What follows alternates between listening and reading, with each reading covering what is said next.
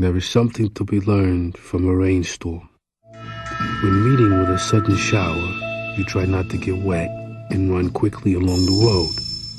By doing such things as passing under the eaves of houses, you still get wet.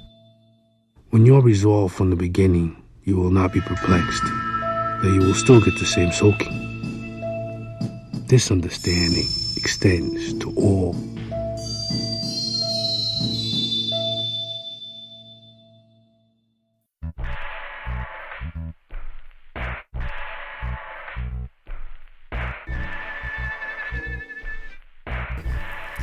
Sur les toits de la ville de Jersey City, un homme médite. À genoux parmi les fientes d'oiseaux, il reste parfaitement immobile. Les seuls bruits que l'on distingue sont les chants des pigeons qui l'entourent. Puis un rythme hip-hop se fait entendre. La musique augmente petit à petit et l'homme se lève. Il bouge en rythme, pratique les arts martiaux et joue du katana avec la ville à ses pieds. Cet homme, c'est Ghost Dog, le tueur à gages samouraï interprété par Forest Whitaker. L'idée de base de ce film peut faire lever quelques sourcils. Un Afro-Américain qui se prend pour un samouraï sur fond de rap urbain. Mais c'est justement tout le propos de Jim Jarmusch. Le mélange des cultures, toutes les belles choses qui en découlent et les défis que cela engendre. Ghost Dog de Jim Jarmusch, c'est le film dont nous allons vous parler aujourd'hui. Bonjour Kinou. Bonjour Marie, bonjour à tous. Je vais dire konnichiwa, menasai. Ce qui veut dire bonjour à tous en japonais, parce qu'on va quand même beaucoup parler de samouraï aujourd'hui, je pense. Oui, c'est le thème principal de ce film. C'est un des thèmes du film, en effet. Je voulais savoir avant tout, Marie, ce que toi t'avais pensé du film, parce que je pense que ça sera. Oui, là c'est vraiment ton choix, c'est sûr. C'est alors, moi je l'avais vu, je sais plus quand, mais je devais déjà être adulte. Je devais avoir la vingtaine, j'avais déjà bien aimé. Et là, de nouveau, j'ai bien apprécié ce film parce que c'est vraiment un ovni. Ouais. En fait, alors. J'ai découvert ce film par son affiche qui était placardée dans ta chambre en fait. Quand on était gamin, quand on était ado. Donc je me souviens de l'affiche que je trouvais plutôt cool d'ailleurs. Et donc c'est ce qui m'avait donné envie de voir le film plus tard. Et là en le revoyant, j'ai bien apprécié. Mais franchement c'est un bon cocktail parce que bon il y a de l'humour, il y a de l'action, les personnages sont surprenants et c'est un film plaisant à regarder mais qui est aussi très profond. Et c'est un pari risqué parce que comme je le disais dans l'intro, sur le papier on se dit mais c'est quoi ce truc ? Et en fait c'est un film qui fonctionne très bien, surprenant mais très bien. C'est hyper surprenant, c'est même hyper déstabilisant au visionnage. Il y a plein de choses qui sont, on va dire pas cohérentes, mais qui a priori ne devraient pas fonctionner ensemble. Je pense que c'est même une des thématiques du film en fait. Moi en tout cas ce film-là, j'ai une affection particulière pour lui. Tu l'as dit, j'avais l'affiche dans ma chambre quand j'étais ado, quand j'avais la vingtaine quoi. Ouais. Parce qu'en fait c'est un film qui m'a ouvert plein d'autres portes, qui m'a donné envie en fait d'aller découvrir d'autres choses, notamment le Hagakure qui est quand même un fil rouge du film. Qui est donc je pense qu'il faut parler du Hagakure si on veut parler du film. Oui, explique déjà ce qu'est le Hagakure parce que honnêtement moi si j'avais pas vu le film je saurais pas ce que c'est. Ouais, alors je vais essayer de faire synthétique parce que peut-être on peut parler du Hagakure pendant plusieurs heures. Il y a d'ailleurs plein de podcasts sur le sujet, plein d'émissions et tout ça. Donc je vais essayer d'être bref et un peu caricatural. Donc je m'excuse auprès des puristes qui vont potentiellement penser que je dis des énormes conneries. Mais désolé pour les samouraïs qui nous écoutent. Ouais, désolé pour les samouraïs qui nous écoutent. Le Hagakure en fait c'est en gros le code d'honneur des samouraïs, qui est en fait juste la retranscription écrite du code des samouraïs, le Bushido, qui existait déjà depuis bien longtemps, mais qui n'avait jamais été retranscrit noir sur blanc et qui était assez obscur pour le commun des mortels. Yamamoto Tsunetomo, c'est de lui dont il s'agit, était lui-même samouraï ronin, donc c'est-à-dire samouraï sans maître, qui a inspiré d'ailleurs d'autres films, dont un avec De Niro, qui s'appelle Ronin aussi. Et du coup, il a consacré la fin de sa vie à rédiger, pas tout à fait parce qu'il avait un scribe, mais à conceptualiser ce que pourrait être le code d'honneur des samouraïs. Souvent, il est synthétisé, en tout cas en français, sur un bouquin qui fait à peu près 300 pages. C'est un ensemble de maximes un peu philosophiques qui n'ont pas forcément de lien les unes avec les autres, mais qui donnent la philosophie, l'hygiène de vie du samouraï, avec donc 7 piliers principaux. Avant de rentrer sur les 7 piliers, parce que c'est hyper important par rapport au film, Moi, en tout cas, j'avais cette affiche-là dans ma chambre parce que je trouvais que le code d'honneur auquel renvoyait la lecture du Hagakure et puis le film, du coup, indirectement, était un code d'honneur qui, en tout cas, qui me correspondait dans ma façon de voir les choses, parce qu'il te dit pas quoi penser, il te dit comment faire en sorte de vivre ta vie en étant cohérent entre ce que tu fais et ce que tu penses. Voilà, en gros, encore une fois, c'est très caricatural, très synthétique, mais c'est à peu près ça. Donc les 7 piliers qui sont énoncés et qui constituent du coup la philosophie de vie des samouraïs, moi c'est des principes en fait que je me mets au quotidien, notamment dans mon milieu professionnel, en me disant ben voilà, si tu veux... alors, donc moi je suis manager, je manage une équipe d'une 20aine de personnes aujourd'hui, j'ai eu des équipes de taille un peu plus modeste précédemment, etc. Et en fait, dans les écoles de management, on t'apprend beaucoup comment être un leader quelque part en travaillant sur la psychologie, en étant un peu malin, rusé, en étant presque un arnaqueur spirituel, si je puis dire, en manipulant exactement la pensée des interlocuteurs que tu dois manager, que tu dois entraîner dans ton sillage, etc. Et je me suis posé beaucoup de questions sur ma vie professionnelle à ce moment-là, en me disant... Ça me ressemble pas, le fait de manipuler les gens, de devoir être un peu malhonnête d'une certaine façon, et travestir ce que je suis fondamentalement. C'est pas un truc que j'ai envie de faire, en fait. Je me retrouvais pas là-dedans. Et en fait, à la lecture de ce truc-là, je me suis dit, mais punaise, en fait, c'est ça le truc. Si je veux que ça marche en étant cohérent et qu'il n'y ait pas une distorsion intellectuelle dans ce que je fais tous les jours, c'est ça qu'il faut que j'applique, en fait. Et vous allez voir qu'en fait, ces principes-là, bon, ils datent du Japon féodal, mais médiéval.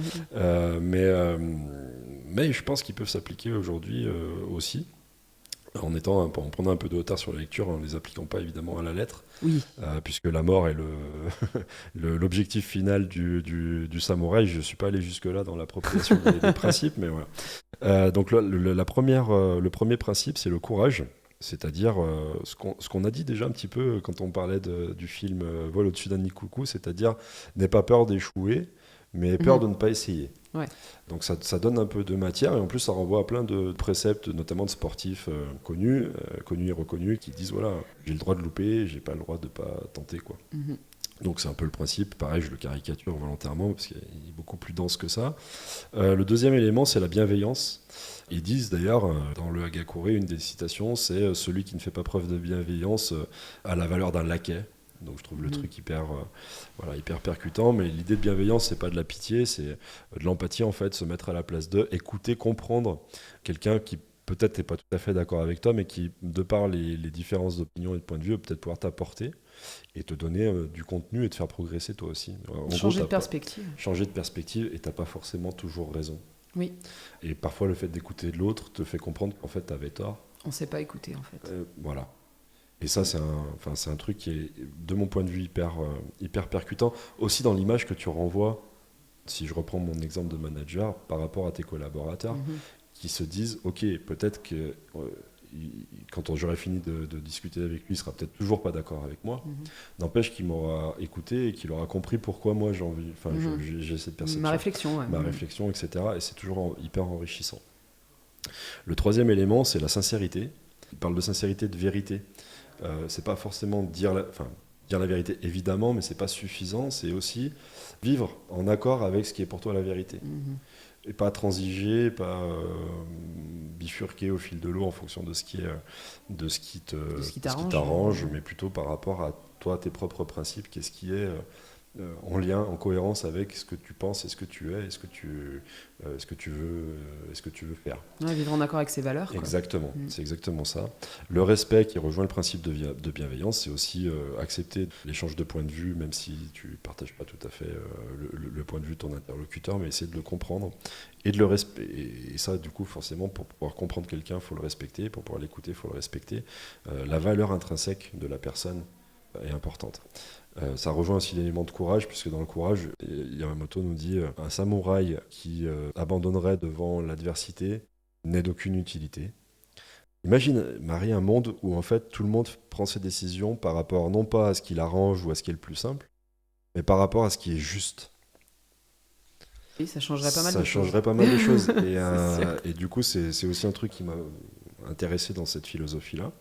La loyauté, qui est aussi prépondérante. Alors, eux, ils parlent de loyauté envers ton maître. Quand tu es samouraï, tu dois loyauté absolue envers. On va y revenir d'ailleurs, c'est prégnant dans Ghost Dog.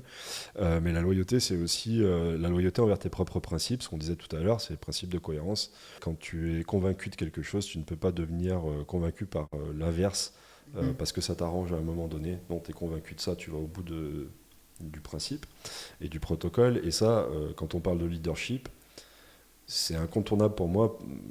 Le fait d'être un leader, c'est de dire d'énoncer tes croyances et tes convictions fortes, de les faire comprendre à ton entourage, à tes collaborateurs, et d'aller au bout et parfois de mourir avec tes idées. C'est-à-dire que tu t'es trompé, mais il faut être capable de dire là je me suis planté, mais j'étais convaincu je me suis trompé, voilà, mais j'ai été au bout de ce que je pensais être la bonne façon de faire. Il y a aussi une notion d'ego qui est très importante, c'est-à-dire pouvoir être fier de ce que tu as fait et de comment tu l'as fait. Ça, c'est aussi un truc qui souvent, mes collègues me considèrent comme quelqu'un qui a un ego surdimensionné, etc. C'est pas ça, c'est que je sais ce que j'ai fait, je sais comment je l'ai fait, et je sais que j'ai pas rogné sur mes principes fondamentaux. Donc j'ai le droit d'être fier en fait, parce que j'ai fait un truc sans restant intègre en fait et sans transiger. Donc j'ai le droit d'être fier et je le suis, voilà, basta. Et le dernier truc, c'est l'humilité, la persévérance, c'est-à-dire sois meilleur demain que ce que tu n'es aujourd'hui, sois meilleur aujourd'hui que ce que tu n'étais hier. Donc toujours se dire, même si j'ai jamais atteint la perfection en fait, ça n'existe pas dans le principe des samouraïs, et donc j'ai toujours à apprendre. J'ai toujours à progresser et à m'améliorer. Donc, c'est les 7 principes fondamentaux. Je suis désolé vraiment encore une fois pour les puristes, et je sais qu'il y en a beaucoup qui ont lu le Hagakure, c'est 11 tomes, qui ne sont pas tous traduits en français, donc je ne pense pas que ce soit possible pour un Français d'avoir lu l'intégralité du sauf s'il parle japonais, Hagakure, sauf s'il parle japonais, sauf s'il lit japonais. Sauf s'il lit japonais, oui, exactement. Mais en tout cas, voilà, je voulais vous partager ce truc-là, parce qu'en plus, ça donne, je pense, du relief au film. Au film, ouais, exactement. Et puis, tu vois, c'est rigolo parce que on voit qu'on n'a pas inventé la roue.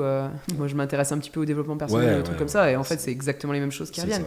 Être en accord avec tes principes, il n'y a que comme ça que tu peux vivre une vie équilibrée, pas transiger sur des choses comme ça qui te correspondent pas. Là où tu as raison, Marie, c'est que ça revient sur des éléments de développement personnel, etc., et plutôt d'ordre du travail que tu peux faire sur toi-même. Sur soi, ouais. Je sais pas si tu partages, mais dans les structures type école, quel que soit le type d'enseignement qui est prodigué, mais je pense aux écoles de management, aux écoles de commerce, aux écoles de vente, où on te câble beaucoup sur si tu veux vendre un truc à quelqu'un, il va falloir à un moment donné que tu uses de la ruse en fait.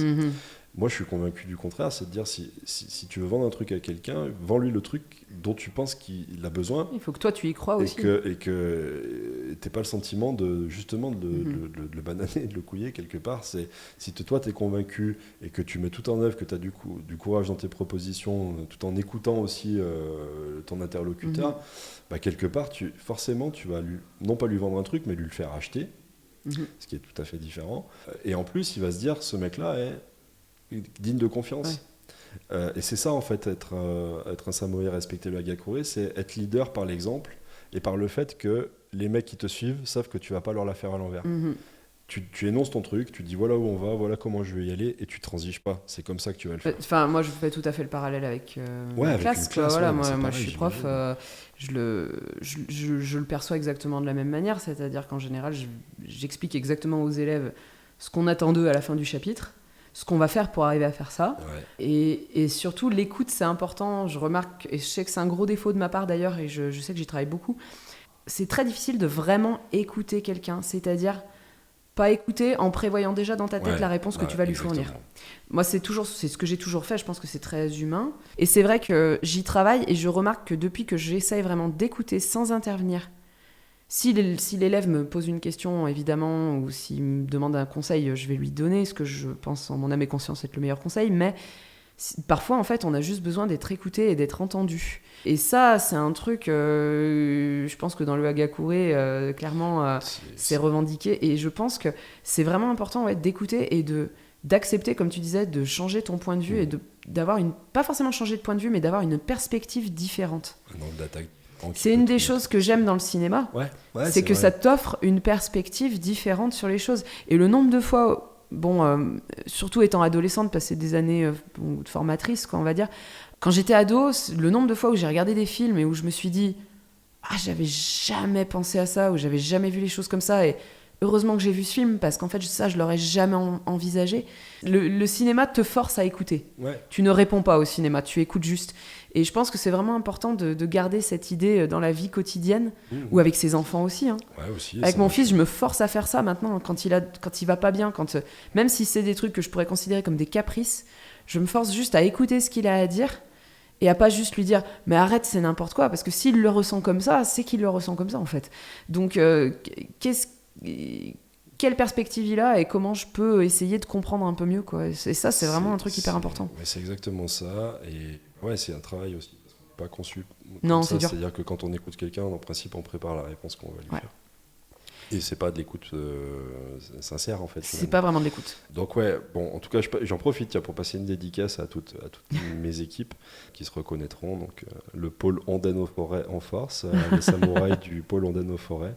Mais en tout cas, voilà, moi je pense avoir toujours gagné le respect par cette intégrité-là, parce qu'on se dit, bon, bah, le mec il fait ce qu'il dit ce qu'il fait. Il n'y a pas de coup de pute, quoi. Ouais, mais non, mais c'est important, en fait. Moi, déjà, je pense qu'un des principes fondateurs aussi, c'est être content de ce qu'on fait, être content d'être là. Moi, quand je suis avec mes classes, je suis heureuse d'être là, en fait. Et de ce que je fais et des projets que je mène, parce que, oui, c'est du travail, mais ça reste quelque chose qui, du coup, correspond fondamentalement à mes valeurs, à mes goûts aussi. Je pense que c'est vraiment important, effectivement, de faire quelque chose qui est en lien avec qui tu es vraiment. On a quand même beaucoup bifurqué, mais en fait, je pense que ça donne vraiment de la profondeur au film, de connaître à minima les quelques principes fondamentaux du Bushido et du Hagakure, puisqu'il revient de manière régulière dans le film. On va peut-être passer à la pré-production. Ouais, voilà. Alors, genèse du projet et pré-production. Donc, Jim Jarmusch, le réalisateur, rencontre Forest Whitaker pendant qu'il tourne un autre film. Jarmusch l'aimait déjà beaucoup en tant qu'acteur, et c'est à ce moment-là qu'ils se sont dit qu'ils allaient travailler ensemble. Jarmusch a décidé d'écrire un script pour lui. Donc, en fait, le script de Ghost Dog a été écrit spécifiquement pour Forest Whitaker. Et donc, il lui a façonné un personnage qu'il n'avait jamais joué avant. Et selon l'expression même de Jarmusch, le scénario de Ghost Dog est devenu un patchwork d'idées.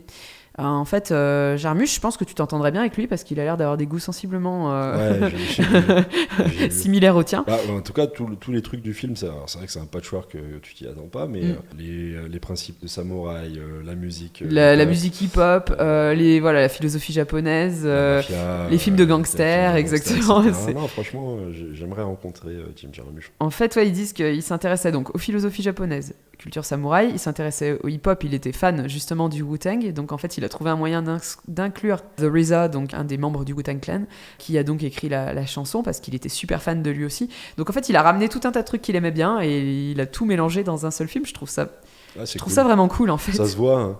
Oui, ça se voit. Dans le film, parce que comme on l'a dit en préambule, il y a plein de trucs, tu dis pourquoi mais tu vois là, dans mes notes j'ai écrit spécifiquement pas étonnant que ça plaise à Kinou, c'est le mélange parfait de tout ce qu'il aime.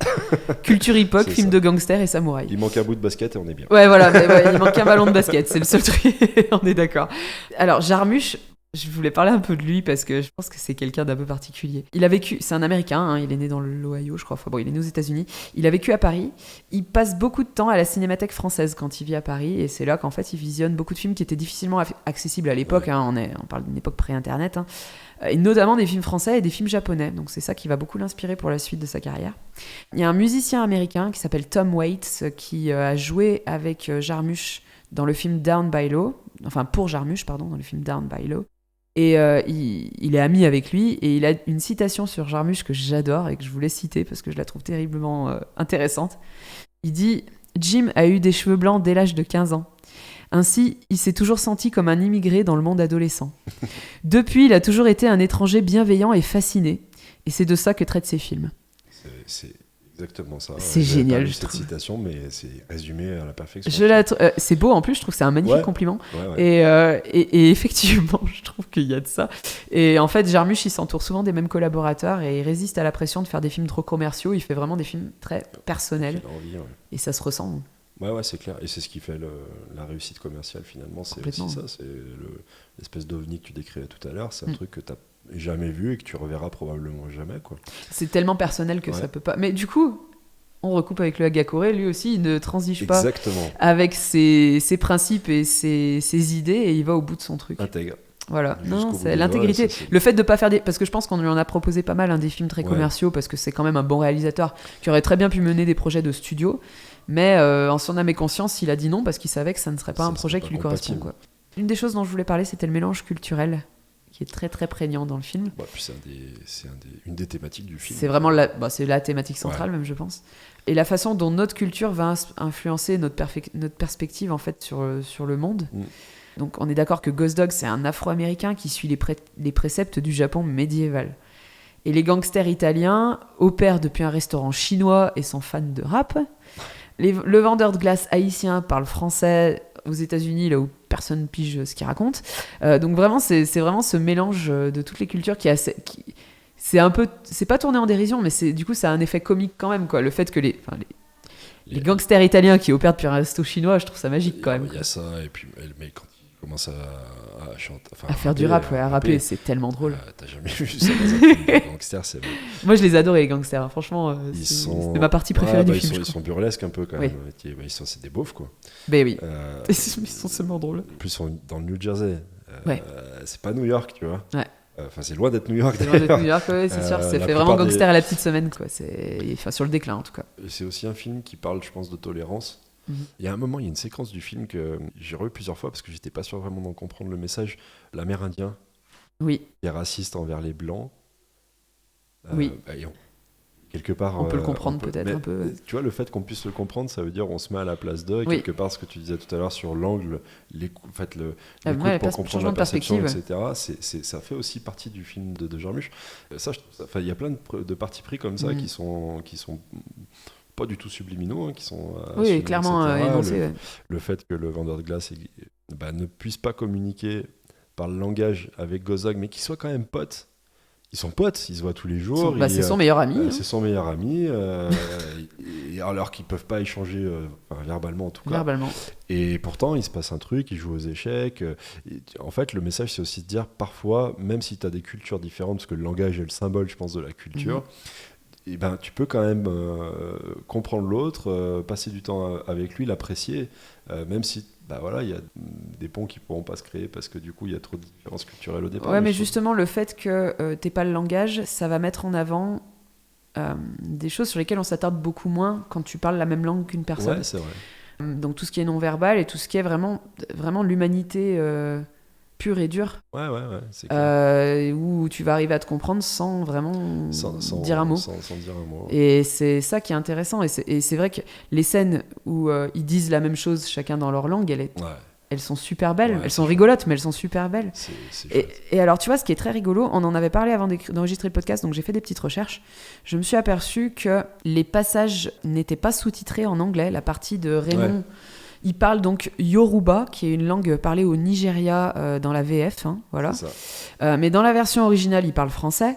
Et dans la version originale, ils n'ont pas sous-titré en anglais pendant les 2 premières semaines de diffusion ciné. On n'a pas sous-titré ce que disait Raymond. Et en fait, la réaction du public a été telle qu'ils ont changé. Et au bout de 2 semaines, ils ont rajouté les sous-titres. Moi, je trouve que c'est mieux qu'il n'y ait pas les sous-titres en vrai, parce que et je comprends tout à fait le parti pris de la VF de finalement faire parler de lui faire dans parler une une autre langue, différente, parce que sinon ça n'a aucun qui n'est pas sens. sous-titré non plus d'ailleurs. Qui n'est pas sous-titré en VF, d'accord, je savais pas. Moi, j'ai vu que la VO. Et en plus, il dit des trucs, notamment, il y a la scène avec la petite fille quand elle choisit le parfum de sa glace, Oui. et qui lui dit non mais toi, il faut que tu prennes du chocolat parce que c'est une petite Afro-américaine, Ouais. etc. Donc le chocolat c'est comme toi, etc. Et qu'en fait, il dit mais en fait moi je préfère le chocolat, mais la plupart des gens ils me demandent de la vanille. Là aussi, il y a un message. Ouais. Et ça, en fait, quand tu es américain et que tu parles qu'anglais, que tu vas voir le film, que tu parles pas français, t'as pas ce message. Non, t'as pas le message, tu passes à côté, ouais, c'est vrai. Et je trouve que c'est, quelque part, c'est immersif parce que tu es à la place de Ghost Dog qui aimerait bien comprendre Raymond, mais qui ne peut pas. Et je trouve que c'est bien foutu, ça. Après, je trouve qu'il y a une partie du film qui est hyper contemplative aussi. avec des scènes, notamment la première scène, celle avec le pigeon qui domine Jersey City. Il est plein de nostalgie, ce film, je trouve. Et je pense que les préceptes qu'on a énoncés juste avant, aujourd'hui dans la société moderne telle qu'on la connaît, sont pas forcément des principes de base récurrents, ou en tout cas qu'on retrouve systématiquement comme des valeurs phares de chaque individu. Voire c'est des trucs dont on se moque un petit peu parfois, parce que c'est un peu old school et pas forcément très à la mode. Et je pense que Jarmusch veut aussi témoigner dans son film de la nostalgie de qu'est-ce que serait le monde. Tu vois, tout à l'heure quand je t'ai posé la question, comment t'imagines le monde où chacun prend des décisions qu'il considère comme étant la décision la plus juste et la plus éthique, et non pas comme la décision la plus simple ou la plus qui lui sert lui personnellement, ou qui l'arrange lui personnellement. T'as marqué un temps d'arrêt et tu t'es imaginé ce monde-là. Et je pense que Jarmusch aimerait aussi que les principes ces 7 principes-là des samouraïs soient un peu plus présents dans notre société tel qu'il l'a dépeint. C'est pour ça qu'il y a un peu un spin autour du film quand même. Il est, je le trouve un peu, pas dépressif, mais...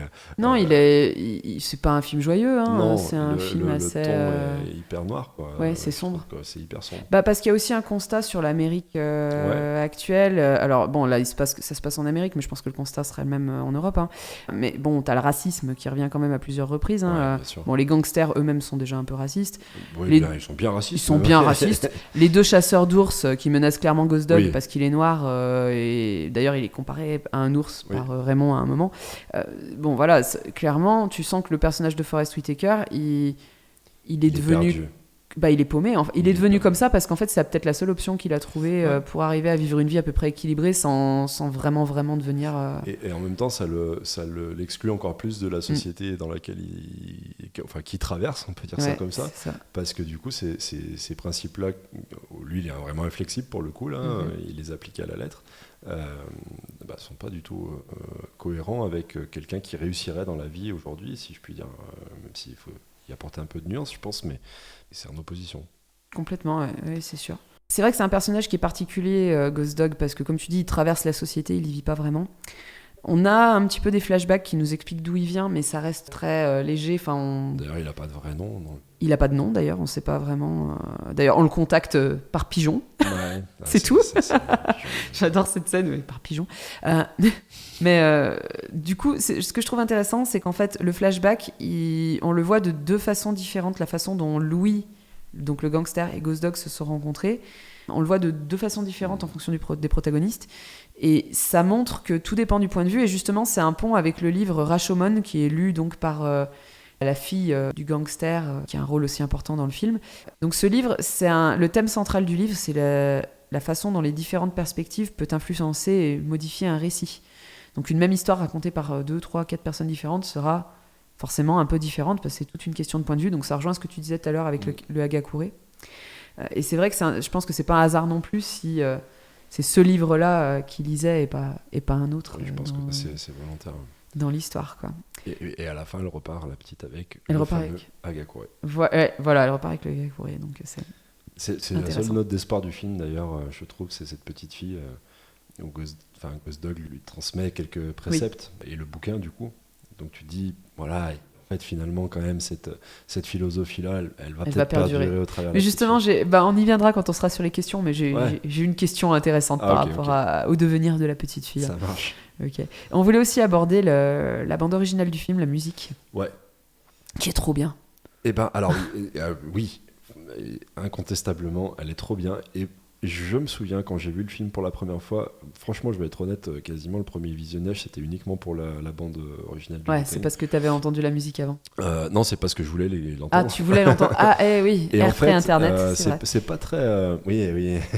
On faisait comme on pouvait. On faisait comme on pouvait. Mais justement, en fait, moi, j'ai été percuté par le fait que souvent, le Wu-Tang tel que... dans les albums, etc., c'est rythmé, c'est hyper punchy, en fait. Et du coup, j'étais un peu déçu. D'accord. Ouais, mais ça, en fait, c'est logique. Oui, tu t'attendais à autre chose. Je m'attendais à autre chose, et j'étais un peu déçu par la musique au premier visionnage. En fait, en le revoyant, elle colle parfaitement à l'atmosphère du film parce qu'elle est beaucoup plus lancinante. Et puis t'as le sample japonais, en fait, sur les beats de hip-hop. Ça, c'est souvent le cas. Vraiment le mélange. Ça, c'est souvent le cas au niveau du Wu-Tang. D'ailleurs, leur nom est pas... Oui, effectivement. Innocent, voilà. Mais c'est souvent... inspiré d'un moine Shaolin, c'est ça ? C'est ça, exactement. Wu-Tang Clan qui a vraiment existé à l'époque des Shaolin au Japon, D'accord. etc. Donc ils ont repris ce truc-là. Et il y a toute une thématique, un peu comme IAM en fait. Souvent ils prenaient une thématique et ils faisaient un album autour de la thématique D'accord. avec des samples qui correspondaient à la thématique choisie, etc. D'ailleurs, l'école du micro d'argent fait aussi référence au samouraï. Et Wu-Tang aussi, il y a plein de trucs, des samples ou des interludes dans les albums qui font référence au samouraï tout simplement. D'accord. Et au Shaolin. On vous propose d'écouter la musique du film. On va faire une petite pause pour vous laisser écouter cette musique parce que justement on en parle, mais le mieux c'est quand même de l'entendre. Allez, let's go.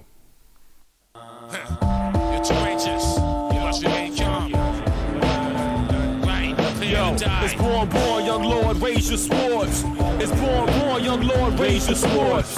It's born, young lord, raise your swords. It's born, young lord, raise your swords. Hurling from the slums of Shaolin, golden claw talent, twirling one swirl of the fatal sword, split your Allen.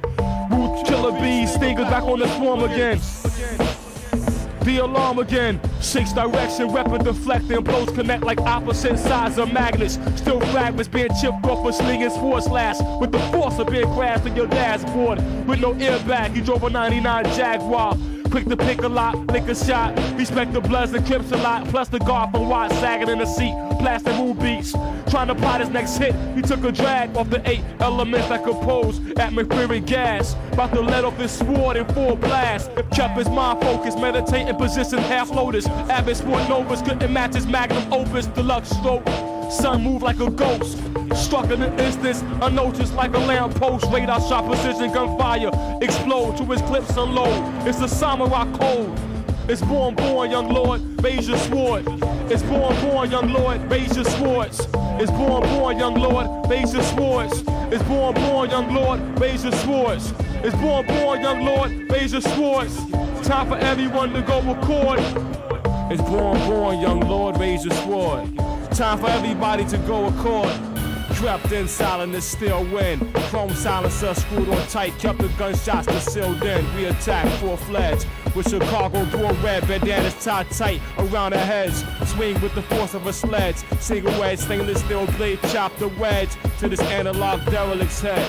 We even thought that he could go against the truth and the gods and fought back from the will of Allah. You'll be facing the firing squad of 1,000 archers out to mark ya. The milk-top Scully King box bullets like jelly beans. Birds in my nest resting up on the telly scene. Murderous rap track to me is legal felony. Can't accept what you analog cats be telling me. I get the verbal weapon, won't hesitate for 1 second to break your back like Big Jack from Tekken. It's born, young lord, so raise your swords. It's born, young lord, raise your swords. It's born, young lord, raise your swords.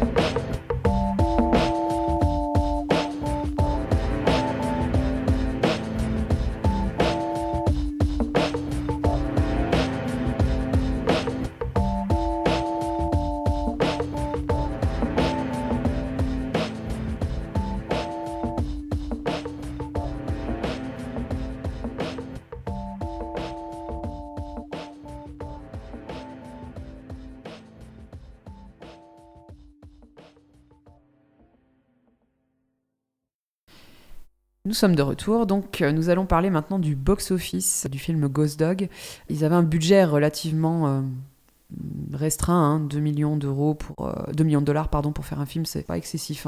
Mais le film a quand même réussi à être rentable puisqu'il a fait 9,3 millions de dollars de box-office, donc c'est plutôt sur un film aussi particulier que celui-ci. Sur un film aussi particulier, j'irais même presque jusqu'à dire sur un film d'auteur comme ça. Presque, ouais. Donc le film a été présenté en sélection officielle à Cannes en 1999. Oublié du palmarès. Ouais, oublié du palmarès, ouais.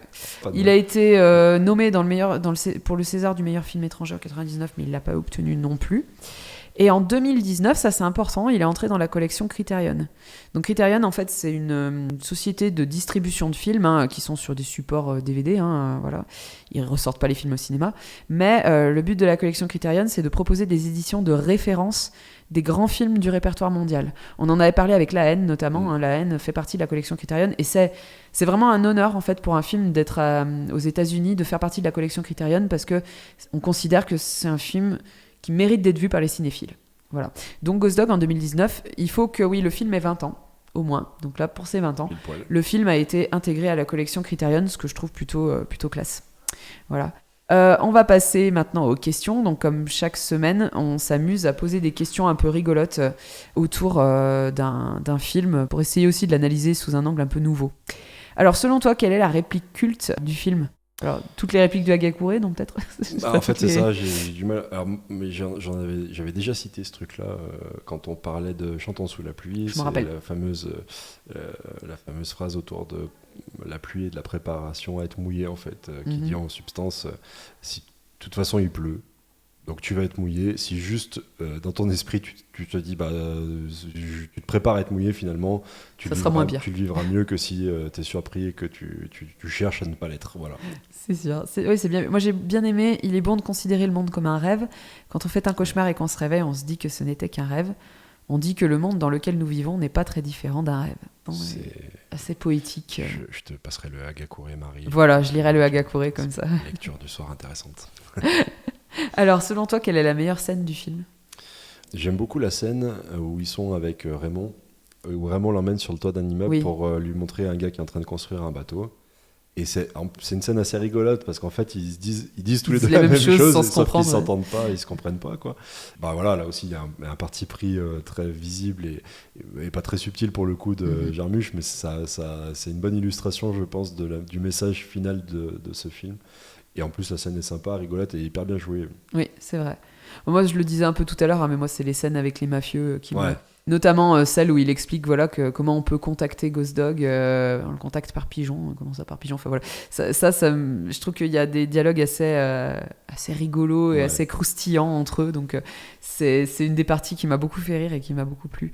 Même si c'est vrai que c'est un film, c'est pas une comédie, mais il y a aussi des scènes très oniriques, très belles, la scène où il s'entraîne sur le toit notamment, qui est visuellement très belle, la musique participe beaucoup à tout ça aussi, donc voilà, ça fait partie des choses que j'aime bien.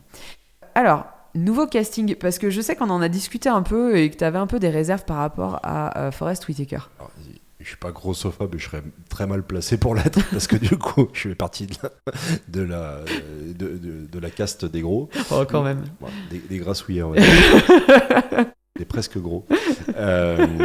Mais je trouve quand je m'imagine un samouraï. Oui, tu vois quelqu'un de plus svelte. Plutôt fit, sportif et tout ça. Et c'est vrai que Forest Whitaker est quand même, pas dire fat, mais un peu grassouillet. Dans le film, là, pour le coup, un peu. Après, alors le film a été écrit pour lui quand même. Ouais. Et puis en fait, il interprète à la perfection. C'est vraiment un truc, c'est pas juste parce que du coup, je parle de son physique et pas de son interprétation qui est très bonne. C'est-à-dire qu'il y a quand même une part de, un samouraï, comme tu dis, on s'imagine quelqu'un et puis en plus avec la rigueur qui s'impose, etc. La façon dont il vit. Oui, il devrait pas avoir de graisse. Très, très humble et normalement il devrait. Enfin voilà. C'est vrai. Donc moi j'avais imaginé en plus un mec qui maîtrise les arts martiaux, qui est afro-américain également. J'avais pensé à Wesley Snipes. Ça pourrait être intéressant. Alors qu'il a un talent d'acteur peut-être moins probant que celui de. Ça rejoint quelque chose que j'avais envie de dire sur Forest Whitaker. Forest Whitaker, j'adore ses yeux. Il y a une humanité qui transpire dans son regard, c'est impressionnant. Moi je suis très fan du film Le Majordome, que je passe quasiment tous les ans à mes classes, donc je le connais presque par cœur le film, tellement je l'ai vu et je m'en lasse pas. Je trouve qu'il transpire l'humanité à travers son regard, Forest Whitaker. Il a un regard très chaleureux en fait, très humain. Ouais. Très humain, très empathique. Ouais, c'est ça. C'est impressionnant. J'ai jamais vu d'autres humains qui avaient ça dans le regard. Je trouve qu'il a vraiment quelque chose dans les yeux. Et Wesley Snipes, il fait méchant.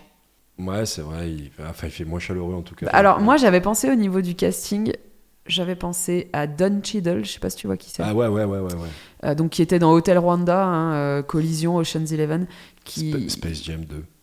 Ah ok, c'est bon à savoir, j'ai pas vu ce chef-d'œuvre. Je ne le verrai pas, je pense. Je trouve que lui aussi, il transpire l'humanité. Ouais, c'est vrai. Il a aussi ce regard. Voilà. Et j'avais pensé à Terrence Howard, je sais pas si tu vois qui c'est. Pas du tout qui Qui joue aussi dans Collision, qui joue dans Iron Man. Il est black et d'accord. Il a des yeux un peu bleus, un peu bleu-vert. Il est très beau d'ailleurs, je trouve, mais on le voit plus trop. Hein. C'était surtout un acteur des années 90-2000. Si, mais je pense que je vois qui c'est. Ouais. Et lui aussi, il a ce côté très humain, un peu moins, un peu plus froid, mais qui aurait, à mon avis, fonctionné. Mais t'as raison, Wesley Snipes. Moi, j'avais pensé à lui plutôt sur le côté maîtrise des arts martiaux et du coup crédible dans le. Dans ce côté-là, effectivement. Notamment la scène à laquelle tu faisais allusion sur le toit avec le sabre, etc. Ouais. Je pense que ça l'aurait fait avec Wesley Snipes. C'est possible, tout à fait. Est-ce qu'il y a un accessoire que tu aurais souhaité garder ? Au début, j'allais dire le sabre du samouraï, et en fait, son sabre à lui, c'est le silencieux de son gun, en fait. C'est vrai. Donc j'aurais plutôt gardé le silencieux et le gun. J'aurais pensé au katana, tu vois. Ouais, le katana. Voilà. Quelle leçon de vie retires-tu du film ? Tout le Hagakure. Ouais, c'est ça. Le Hagakure, les 7 principes fondamentaux, ça aide au quotidien, franchement, ça marche bien. Donc c'est vraiment un film qui t'a apporté une leçon de vie pour finir. Quoi. Ouais, carrément. Alors, une leçon de vie d'une part et une ouverture sur plein d'autres films, parce qu'à partir de Ghost Dog, j'ai regardé plein de films qui portaient sur le Japon, pas mal de films de Takeshi Kitano. Ouais. Que j'adore. C'est barré. C'est complètement fou. Alors Battle Royale, évidemment, me suscite beaucoup de monde l'ont vu. Un autre qui, moi, me tient vraiment à cœur, c'est Aniki, mon frère. Et là aussi, on parle de mafia, on parle plutôt de Yakuza, en l'occurrence, dans ce film-là. Ce film-là est méconnu, je trouve, et il est génial. La lecture du Hagakure, enfin, c'est un film qui m'a ouvert plein de pistes. D'autres perspectives, en fait. D'autres perspectives. Et en plus, il est presque fait pour ça. Oui, il a atteint son objectif, en fait, Jarmusch, je pense. Alors, question auxquelles on n'aura jamais la réponse. Est-ce que tu as des questions que tu te poses autour du film D'où vient Ghost Dog, en fait ? Qui est Ghost Dog ? Déjà, tout simplement. Qu'est-ce que tu as vécu dans ta vie, en fait, pour en arriver là ? Et pour vivre avec des pigeons, quoi. J'aimerais qu'il y ait un préquel. Ouais, ça serait intéressant. Ça serait cool. Et tu casterais qui pour le préquel ? Oh putain, je sais. Dur. Hein. Ouais, dur. Un truc un peu à la Tarantino. Est-ce que Perline, donc la petite fille, deviendra samouraï à son tour et voudra venger Ghost Dog en tuant la fille du boss qui est devenue la marraine de la mafia ? Ah ouais. Là, tu fais référence à Kill Bill quand tu parles de Tout à fait, je fais référence à Kill Bill. Ça serait pas trop bien de faire une suite comme ça. Moi, je fais le préquel et tu fais la suite. Voilà, c'est ça. On a une belle trilogie. Quoi. Complètement. Faut qu'on appelle Jarmusch. Avec qui est-ce que tu irais voir le film ? Franchement, j'inviterais toute mon équipe. C'est marrant, j'ai la même réponse avec mes élèves. Avec tes élèves, voilà. Moi, j'invite toute mon équipe du Crédit Agricole, Paul Onden au Forêt, à ce qu'on aille voir ce film tous ensemble, et vous comprendrez pourquoi je vous tabasse les oreilles avec les samouraïs.